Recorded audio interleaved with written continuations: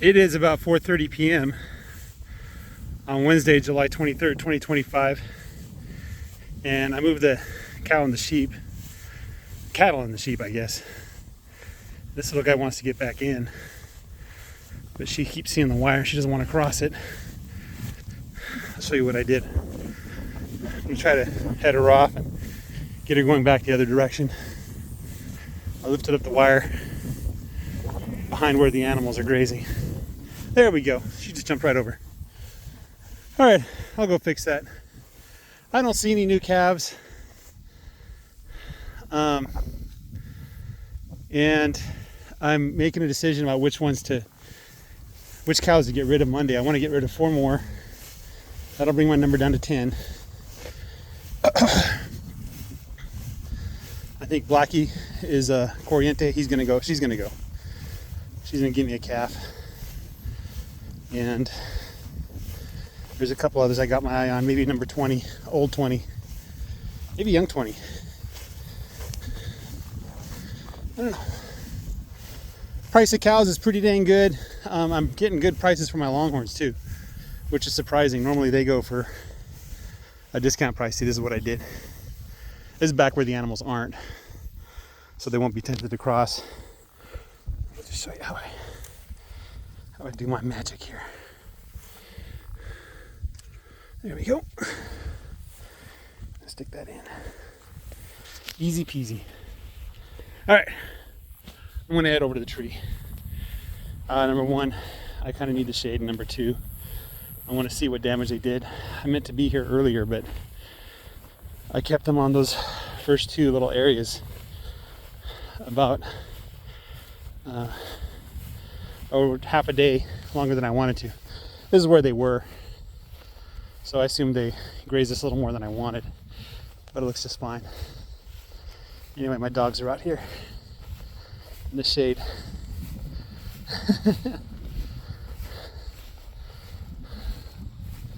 I'll check the water, make sure there's plenty of water and everything.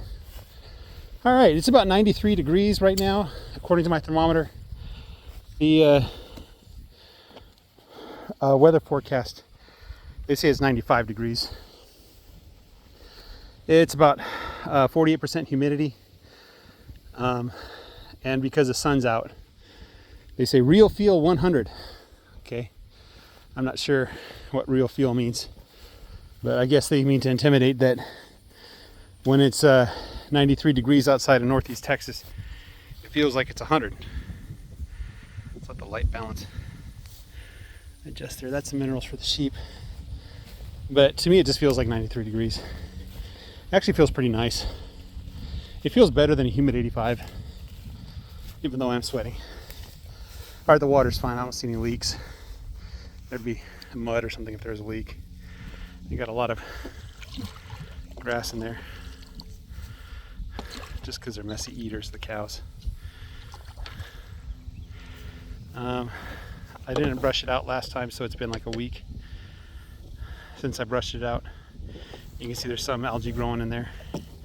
It's the green algae. Green algae is fine. It's the red algae that could be bad, is what I'm told. I restocked the minerals. There's still minerals in there. I'm just putting like 25 pounds out at a time, maybe less. All right, let's go back under the tree. Enjoy the gentle breeze. Yeah. So when it's hot out like this, I dress in a light cotton shirt, long sleeve shirt, like that. I find that it provides sun protection, and as well it helps to, wick away the sweat and cool me off. I'm wearing all cotton clothes. I don't wear any polyester or anything like that, so it's been a long time since I've worn anything polyester. I just don't like polyester. If it's not cotton, I don't wear it. The rubber boots are a must too. Can you even see the rubber boots? Yeah. I gotta wear the rubber boots. The leather boots are nice in the heat like this. The problem is they get cut up in the grass, and I end up with big holes in them. So I just wear the cheap rubber boots. Dunlops, I think I pay like $25 when I get them. Size 14s, which are kind of rare, but you'll find them. Anyway, so my Christmas present is Dunlop boots. And I don't run in them if I can avoid it. Running, I find, tends to make holes. I keep them standing upright so there's no folds that form. And make sure that insole is in place and let them air out when I don't use them. Blue jeans are a must when you're tromping through the pasture. There's all kinds of stuff that want to scratch you and eat you. The chiggers and stuff are a problem. I don't think there's many chiggers out here, but every once in a while we'll find chiggers someplace, you know what I mean? And we put sulfur in a sock. You just buy sulfur from the gardening store, the gardening section of the feed store. Put some on an old sock and just dust your pants with it. Everything's going to smell like sulfur after you run it through the wash, but it's better to smell like sulfur than it is to get bit by chiggers. That's my opinion. And I wear a hat, straw hat. These things are not cheap, but if you take care of them, they'll last a while. They'll last a couple years. And here in the middle of the day, the biggest benefit, let me show you my shadow.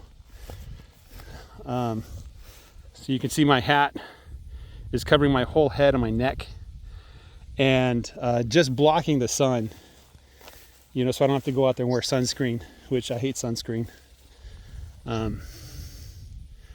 Makes me feel like icky afterwards, and it's probably not good for you. I don't know. Maybe you guys are sunscreen experts. I'd rather block the sun than wear sunscreen, you know. But also the straw hat, there's like holes in the top here, like ventilation holes, you see that? And so when the wind blows, it feels really good, you know, rather than having the sun hit your head directly, but you get the benefit of the wind blowing and cooling you off right quick. So I carry in my little side-by-side, I'll just show you right now. Let's see, I've got to get that stick back. I don't want to leave it out in here. So I have a cheap little fridge in my shop, and I keep it stocked with power-ade and water. And I make it a point that I don't go out working even a little bit in the heat unless I have access to lots of water, cold water, and power-ade. If I don't keep myself hydrated, I'll get headaches. You get muscle weakness. You'll get tired. You get like sleepy, and just don't feel good. It feels like the flu, you know. So here's my ice chest. You know, I got a frozen bottle here. I got some cold bottles of water and stuff like that. So I'll take a break and, you know, drink a bottle or two, and just keep myself hydrated as I can. You know, dehydration is no fun, and heat sickness is no fun. It's like a flu. It feels like you got the flu, and sometimes it takes days to recover. So if you're not careful and you push yourself a little bit too hard in the heat, then you're wishing you were dead for a couple days, you know. And obviously it can be deadly. So what are the signs that I look for? Nausea, if I feel like throwing up, if I feel dizzy, if I start to lose my train of thought, then I know, like, if I'm not making good decisions out here, then I know it's time to go in. And so my thinking shifts from like what I was trying to do to like, okay, I need to get shade, I need to get cool. But sitting here in the side-by-side, in the shade of a tree is probably better. But just slowing down, letting the wind blow over you is not as a feel good, but it's good for you, I think. You know, so I'm going to fix this little fence here. Looks like it got all tangled up on this goat weed. It's pretty dry right now. Like if you're from Arizona, 48% humidity is probably unheard of at these temperatures. But I tell you what, it's pretty nice. I'm not complaining at all. Get it right here, this side. So 48 is pretty nice, you know. At the end of the day, it tends to be a little more dry. So it feels a little nicer, even though it's a little bit hotter.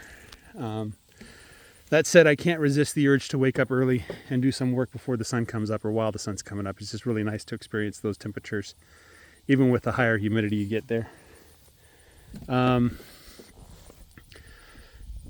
Animals need plenty of water. if you're raising chickens in the heat, I think they keep cool by drinking lots of water. So just make sure the chickens have access to tons of water. They should be okay.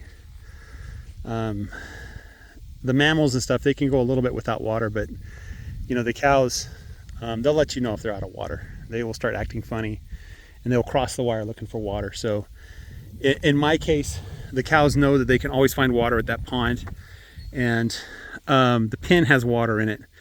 It's like a little like waterer that they can go to. The older cows know about it. The younger cows might not know about it, but they definitely know about the pond. So if they run out of water, they're going to break the wire, they're going to cross the wire, and they're going to go find some water. So I have like backup water just in case the primary water runs out. And I do check the primary water just to make sure it doesn't run out, because it's that important. And you know, anyway, otherwise, as you can see, the animals really don't care that it's like 95 degrees outside and 48% humidity, and the weather station is saying real feel 100, right? They really don't care. Their body temperature runs hotter. They have methods of keeping cool, and I don't see any signs of animal stress. So I think what I'll do is I'll sell Blackie. Blackie has the horns back there, and I'll sell Speck. She has horns too. Just sell the ones with horns first, and then I'll come back and get 2 of the other cows. I'm thinking number 20, and I haven't really decided the last one. But yeah, I think this is it for the cows. I won't be selling any more this year. Maybe some steer later on in the year, but this is it. Maybe I'll sell the bull, Mr. Bull that doesn't want to get on the trailer. And I can sell that steer anytime. I'll get a good price for him. He's probably worth at least $1,800 right now. So I've gone over time with this video. I might as well explain something about interest rates and compound interest rates and things like that. So there's a guy that I watch, not really religiously, but I pay attention to what he's saying. His name is Howard Chung. He's not the friendliest guy. He doesn't speak the most eloquently, but he has uncovered the secret of cattle ranching. The great little secret is that if you're doing things right, you should be seeing 5 to 7% growth per month on your investment, right? Not on the land investment, on the animal investment. So if I go and buy $10,000 worth of cows at the end of the month, I can sell them for $10,700, $10,500, $10,700, right? So that's free money. That's basically free money. And he's right. You know, a cow should make a calf every year. You pretty much get a calf for every cow, obviously with some loss.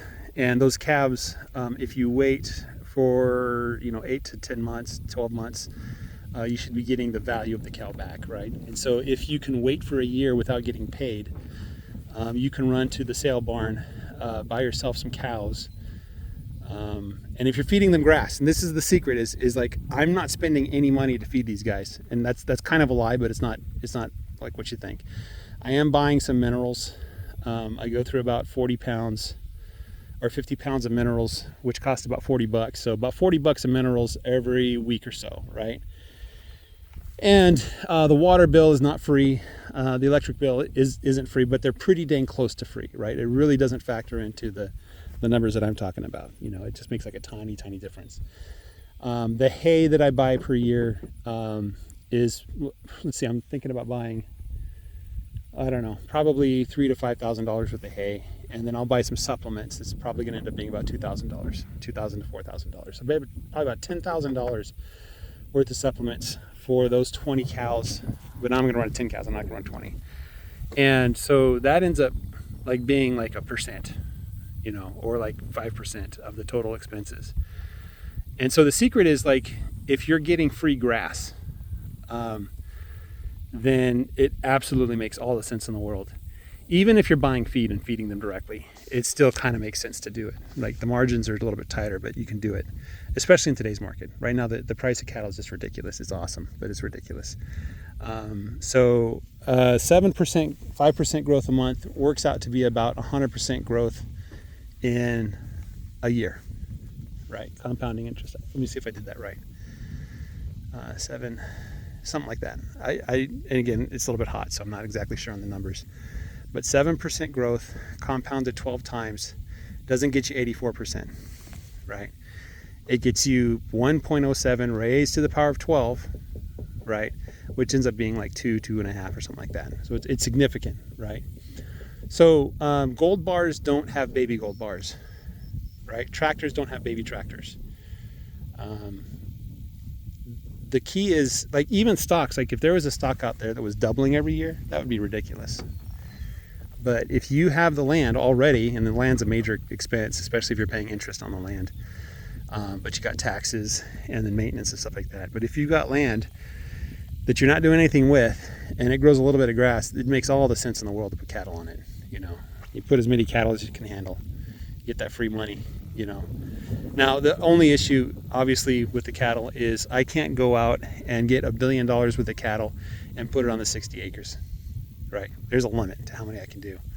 Right? And 20 is about the limit here. You know, if I go much beyond 20, then I have to start feeding them a lot, and it's a lot more work. You know, but anyway, so you absolutely can return ridiculous rates of return on your livestock, right? If that's all you're paying for is the livestock, you know, and then if you factor in the other things, it's really not that much, right? Anyway, think about it.